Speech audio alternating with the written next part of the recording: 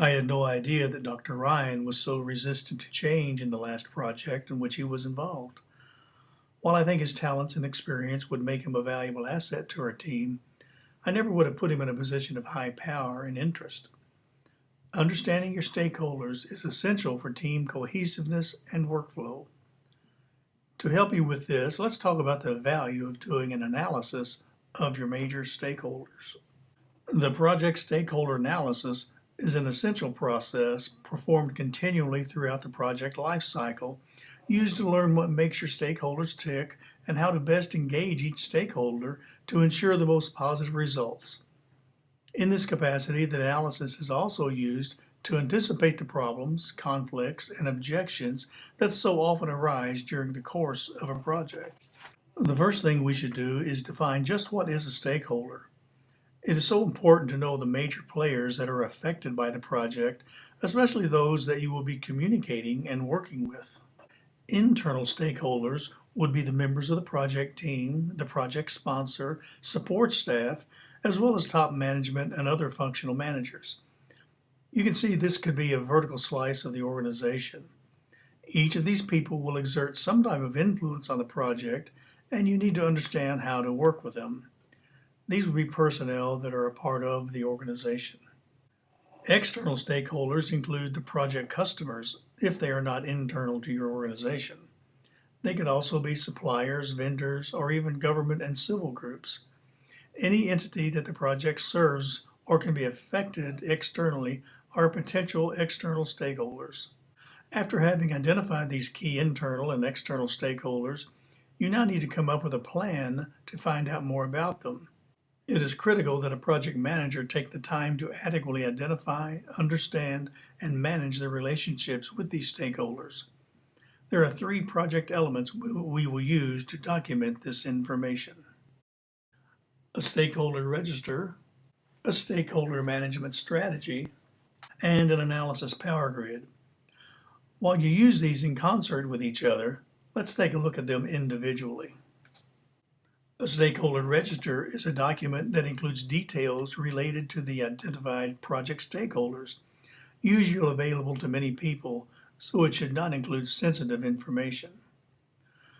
The position could be any of the stakeholders mentioned so far. In this case, you state their position with the organization. In other words, org chart type of title. You then identify whether they are internal or external to the organization. Next, you identify their project role, which might be different from their organizational role. In other words, a position in the organization might be Vice President of Human Resources. However, their project role might be sponsor or champion. And obviously, you would state their contact information, such as email, phone, and such. Let's look at one that is filled out. As you can see, we have the project names, their positions, whether they're internal or external, their project role, and contact information. So now that we've identified these major stakeholders, let's take a look at their level of interest and influence so we can determine a management strategy. A stakeholder management strategy is an approach to help increase the support of stakeholders throughout the project and includes sensitive information, so it should not be readily available, probably just to the project manager. Your stakeholders' level of interest could be high or low, depending upon how the project impacts them or how they impact the project. Every project has consequences to be realized in a variety of ways and degrees. Projects can change the way work is performed, lessen responsibility, add responsibility, and the like. Impact can be felt in numerous ways, both obvious and subtle. The more serious and significant the impact, the more interest in the project. The level of influence has everything to do with the power to affect the project. It takes a lot of effort to make a successful project, but it only takes a small act to undo that effort and take it all off course. People, as well as groups, have the power to steer projects to success or divert their outcome in unwanted ways. This is the two-sided coin known as stakeholder influence. Understanding the levels of influence and interest help in understanding the management strategies for each primary stakeholder. Let's look at an example of how it works. Here again, the names of the major stakeholders are listed with their level of interest and level of influence. As you can see, each stakeholder has various levels of interest and influence that dictates the management strategies. Take, for example, Mike Sunby. His level of interest is high and his level of influence is also high. So the strategies helping to interact with Mike is that you understand that he is very outgoing and visionary. He has great traits for a project champion. He is concerned about financials and has an MBA. So you need to keep him informed and ask for his advice as needed. So as you look at the levels of interest and influence on each one of the major stakeholders, you'll develop a management strategy for each one of them. Something you might want to know is in Dr. Ronald Ryan. His level of interest is high, but his level of influence is low. So something about Dr. Ryan that you probably should know is that he led the Phase 1 project and is upset that he was not asked to lead the Phase 2 project. However, he's been with the hospital for over 20 years and can be a good resource, but he could also sabotage the project, maybe unknowingly. So you need to ask Lucy to talk to him to avoid problems. Perhaps give him a small consulting role on the project.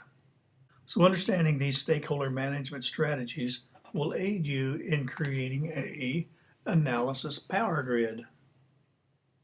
This is a priority chart that places a value of interest and influence as high or low for each of your stakeholders. If the level of interest and influence are both low, you simply need to monitor them with a minimum effort. If the influence is low and the interest is high, you need to keep them informed. If the influence is high but the interest is low, just keep them satisfied. However, if the influence and interest are both high, you need to manage the relationship closely. In thinking back to our stakeholders, Dr. Ronald Ryan had a low influence but high interest, so you could keep him informed. Vincent Smith, our vendor, had a high influence but a low interest, so you would keep him satisfied. But Mike Sunby and Lucy Camarena had both a high interest and influence, so you would manage them more closely. So when you put together your project team and stakeholders, and especially how to manage the Dr. Sunbys of the world, you should put together a strong stakeholder analysis.